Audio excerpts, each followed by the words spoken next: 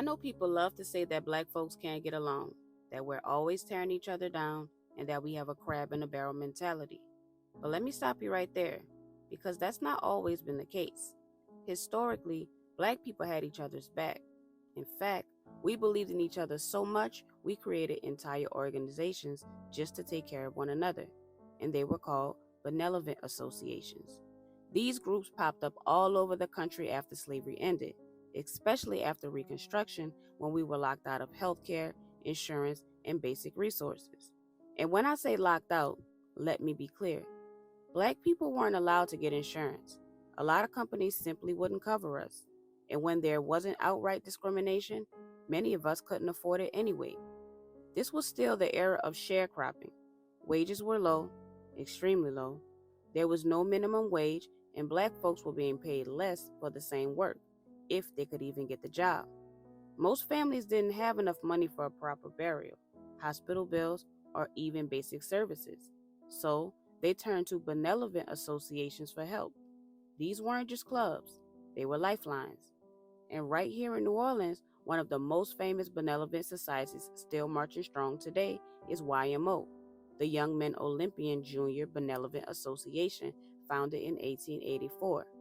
And make sure you stay to the end because I'm going to let you see one of my favorite YMO parades. Trust me, you don't want to miss it.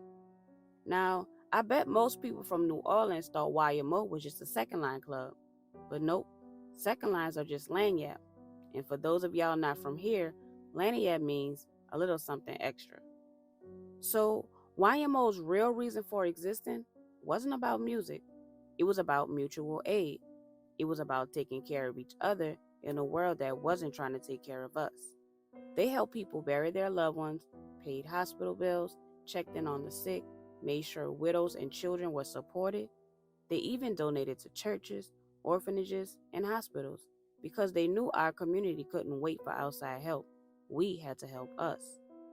YMO was born during a time when freedom was promised but not protected, when we were technically free but still shut out of basic rights. So they created a system of their own, a system where no one was left behind. So let's go back to the Secondlines real quick, because YMO is not your average parade. They are one of the most popular and anticipated Secondlines in New Orleans. Why? Because YMO has 5 divisions. That means 5 different groups within the organization come out to parade, making it feel like 5 celebrations in one. And yep, that's 5 different bands. YMO hosts 2 parades every year, a 2-hour parade to kick off the season, and then the big one, which is the 4-hour parade that shuts it all down. Now, I also want to say something real quick, because I've heard the comments. A lot of times people try to throw shade at Secondlines, like if the people at Secondlines would go vote, or if they would do this, or if they do that, we'd be better off. But let's be real. You can go to Secondline and still be a responsible citizen. It's not illegal to dance and be engaged in your community at the same time. What folks don't understand is that many of these groups have deeper missions. YMO, for example, is not just a party crew. It's an actual benevolent association. So like we said, their whole mission is to take care of the community. Funerals, support, charity, and civic engagement are included. So before you judge, learn the history. Every year when they parade through Central City, it's for a mission.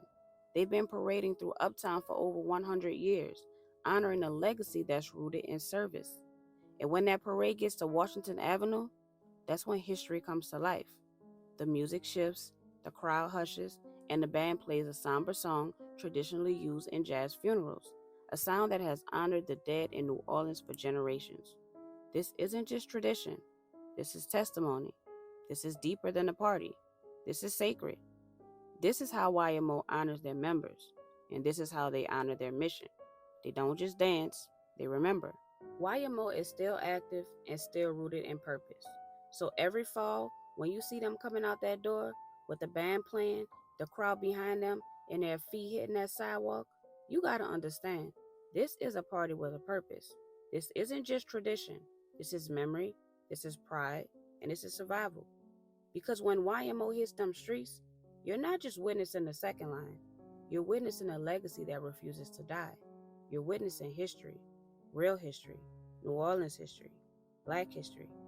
Now, here's a video of one of my favorite YMO parades, and I hope you enjoy it. And remember, comment, like, share, and subscribe for more stories they won't put in your textbook. Peace.